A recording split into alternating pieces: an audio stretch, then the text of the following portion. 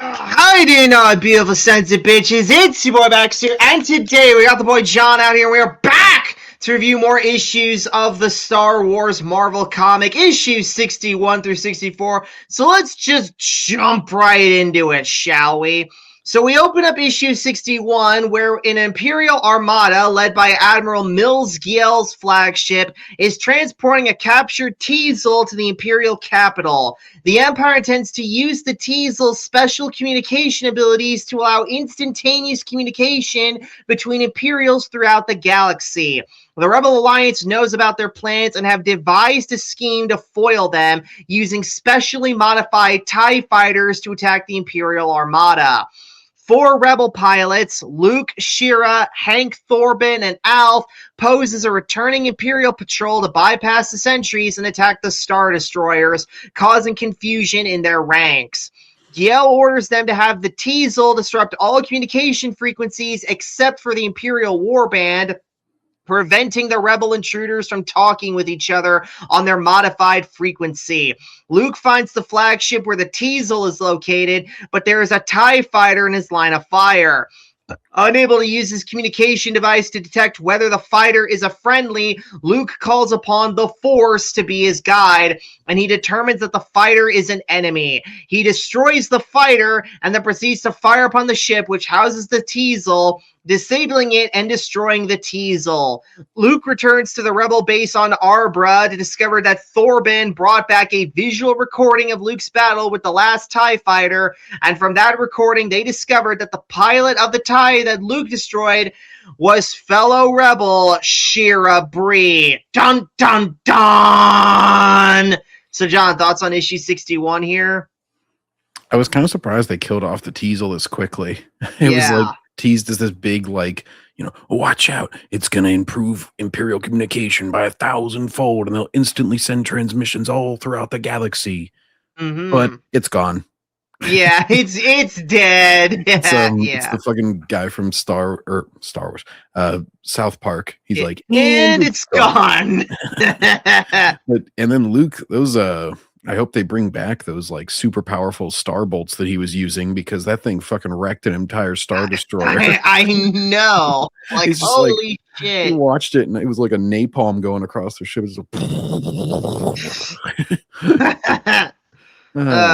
So yeah, no, he pretty well nuked that. I'm sure that pilot that was inside of that other TIE fighter was totally evil and won't come up again. Yeah, they were kind of building her up as being like a pseudo love interest for Luke, but yeah, I'm pretty sure she's nothing to be fucking, I'm pretty sure we don't need to worry about her anymore. But anyways, but yeah, I thought this issue was really good, and like, this is a good use of a swerve, bro. That ending right there, it's like, oh my gosh! I fucking killed one of our... What, John? Vince Russo write this issue. Exactly. Well, maybe. But yeah, it's like... And yeah, it's like, and if you think about it, Luke hasn't really been put in this scenario like this, where it's like, oh, how does he react when he thinks he killed one of his own people here? So that's some good shit. And yeah, I'm gonna give this issue another thumbs up here. On to issue 62, the news of Shira Bree's death reverberates throughout Salvation. Luke Skywalker is beside himself with grief and feels as if the Force has betrayed him and allowing him to open fire on Shira's fighter.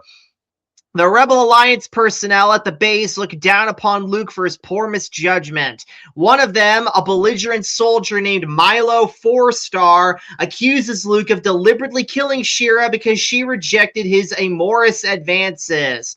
Luke goes down to the hangar bay where he finds Lando standing outside the ramp of the Millennium Falcon. He tells Lando that he needs to use the Falcon to return to Shira's homeworld of Shalivane.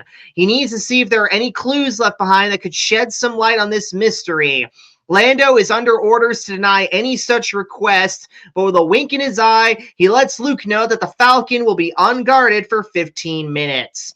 Luke and Chewbacca take the Falcon and fly to Shalivane. They land at the capital city of Kinshasa. Shira's alleged hometown. Almost immediately, a band of Emily warriors descend upon them and begin attacking. They run away and hide inside of an underground warren. There, Luke finds an injured old Emily named Ginji. Ginji explains that Kinshasa has never boasted a human settlement and that anything Shira may have told him to the contrary has to be a lie. Luke is no closer to solving the mystery of Shira's identity than he was before. Suddenly, he remembers a bloodletting ritual he witnessed Shira partaking in at the Circle of Kavan.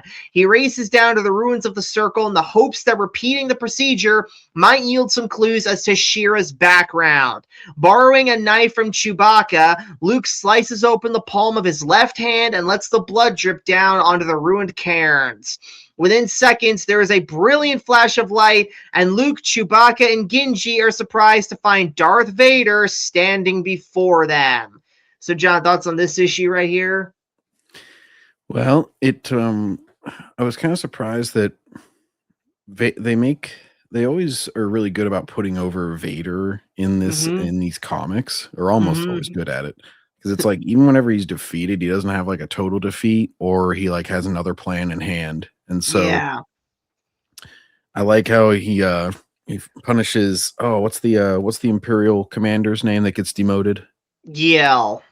Yeah, so yeah, he's really good, and it hasn't happened yet. I think it's the next issue where he yells at him, but it's like Vader has this whole plan like kind of worked out for even if his like super secret agent got destroyed.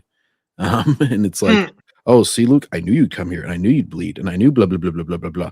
It's just like, but it's sort of a weird reveal too, because normally you get the liar revealed, and it's like, oh, she's she betrayed you, and she's gonna be like, oh, I'm so sorry, Luke, blah blah blah, and then like, maybe she has an act of redemption and has to get back to him. But instead in this, it's just like, nah, she did. And Luke's a pariah, which is like the name of the issue, I think. Yeah, pariah, yeah. And everybody fucking hates him because it's like, and then he's like, what the fuck? Oh, I can't trust the Force, bro. And he's like really reluctant. Goes through like a crisis of faith here, yeah. Yeah, and they go back and do like the whole, they do the first of two times where Luke runs into an old alien in this set of issues and has to consult with them about, and uses them to like get an in with the rest of the aliens. And so he's got to go through some trials and tribulations, and Lando's just clever enough too. He's just like, I'm gonna go get my capes, bye see ya. And also, John, speaking of like the fact, like, with Vader, whenever he takes a loss, it's not really a loss for him. I read somewhere that that purportedly it's because they weren't really allowed to use Vader like all that much, like at least not for like direct confrontations with Luke, basically. So their way of writing around that while still being allowed to use Vader is basically have him be like this like strategist, chess playing mastermind right here. So that's basically they didn't want them fighting 50 times before the next movie, like in another Star Wars series. Yes. But anyway, but speaking of, on to issue 63, on the planet Shalivane, Luke, Chewbacca, and the Emily known as Ginji stand before the visage of Darth Vader. They immediately go on the defensive until they realize that the image of Vader is merely a holographic recording. Vader tells Luke that his late friend, the rebel pilot known as Shira Bree, was actually an Imperial spy. Luke can't believe his ears. The holographic emitter explodes after delivering Vader's haunting message. Unsatisfied with the revelation, Luke and Chewbacca decide to go to the databank vault located on Crake's planet. Later on board the Executor, Vader meets with Admiral Mills Giel. Giel has recently failed to secure a rare creature known as a Teasel, a non-sentient alien that could have provided the Empire a tremendous advantage over the rebels. Vader respects Giel's integrity, though, so rather than kill him, he demotes him to the rank of lieutenant. Meanwhile, Luke and Chewbacca arrive on Crake's planet. They infiltrate the Crake Data Vault, a facility built from the mask of a giant mind spider. Luke goes to the kitchen and tricks an Imperial officer into downloading information from one of the computer banks. He discovers that Vader had told him the truth. Shira Bree was born on Coruscant and genetically raised to be a perfect spy. Vader personally selected her to infiltrate the Rebel Alliance. Although he is crushed, Luke can take some small satisfaction from the fact that the Force didn't betray him when it indicated that Shira was an enemy. A squad of stormtroopers burst into the kitchen and begin firing at Skywalker. Luke manages to use one of the troopers as a human shield and shoots the remaining soldiers. He regroups with Chewbacca and they hop into the Millennium Falcon. Chewbacca used the Falcon's deflector screens to destroy the military outpost. Meanwhile, deep in the bowels of the Executor, Darth Vader enters a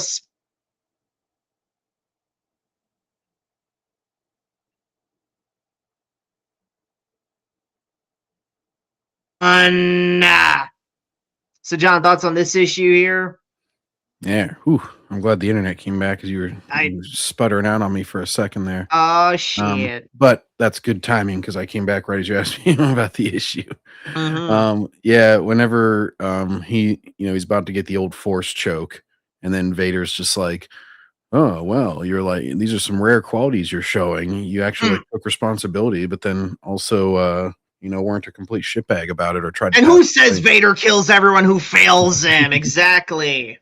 And then he does like the little subtle demotion as he's leaving. He's like, go over here, Lieutenant. And he's like, left.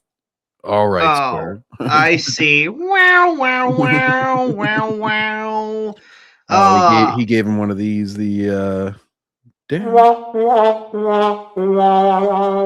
Exactly. He's like, I heard that sound effect. You should be happy I didn't kill you. Yeah. Yeah, and she gets like she's basically like a super. This is like the good version of what they tried to do with Finn, where like she's from birth and like made into a super soldier. Essentially, it makes way more sense than doing this for regular stormtroopers. Yeah.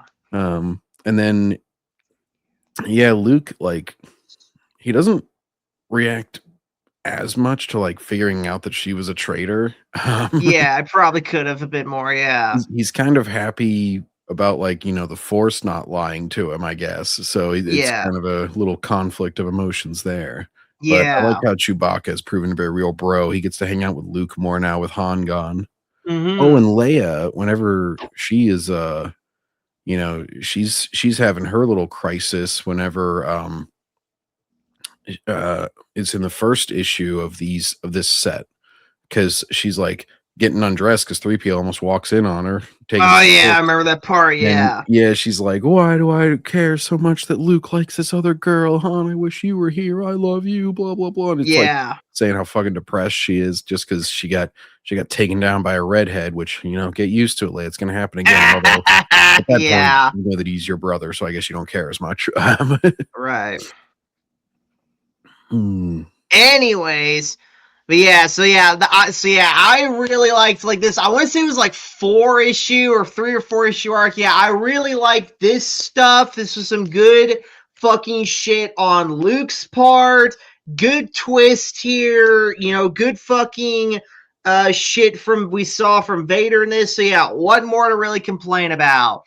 So this 59 to 63 gets a thumbs up for me. So then moving on to issue 64, Princess Leia Organa learns that the monarch of Surfadai, King Shah, is entering into talks with the Galactic Empire to establish an imperial base on their planet. She sends Luke, Cinda Tarheel, and Burl to Surfadai on an information gathering expedition. As Rebel pilots reach the Belial system, a squad of Imperial TIE fighters come out of Surfadai's shadow and attacks them. One of the fighters damages Captain Tarheel's S-foils, forcing her to crash land on a mountain butte on the planet's surface. Skywalker and Burl follow her down to make sure that she's safe. After confirming that Tarheel is still alive, the rebels are shocked to discover several SERPs advancing on their position, riding atop of large lizard mounds. One of them fires a blast from an energy lance, killing Burl. Captain Tarheel is stunned and taken prisoner. The Serps bring her back to the castle of King Sasha. Luke tries to track their movements, but is distracted when he finds a carnivorous plant monster attacking an aging Serp named Elgle. He saves Elgle and takes him to his home in Harmony Glade. Luke learns that Elgle is loyal to the Rebel Alliance and wants to see Sasha dethroned. The only way to legally unseat Sasha, however, is by participating in an event known as a Doom Joust. Elgle volunteers to partake in the deadly war games, and names Luke as his squire. Luke is offended at the suggestion, but acquiesces. On the day that the Doom Joust is scheduled to commence, Elgle finally realizes that he is too infirm to possibly beat the stronger King Sasha. Luke volunteers to fight in Elgle's place and openly challenges Sasha during the competition. Luke succeeds in dismounting the monarch from his lizard steed. Sasha, however, withdraws a weapon known as a micro jolt and prepares to fire it at Skywalker while his back is turned. Elgle warns Luke of the danger, and the young Jedi spins around, firing his energy lance, killing Sasha. Elgle becomes the new monarch of the Serp people and pledges to keep Imperial influences away from Serfadai. Captain Tarheel is released from the castle dungeons, and the two pilots return to the rebel base on Arbra. So, John, thoughts on this issue right here? Yeah, we're back into... I was surprised this was like a single issue kind of thing.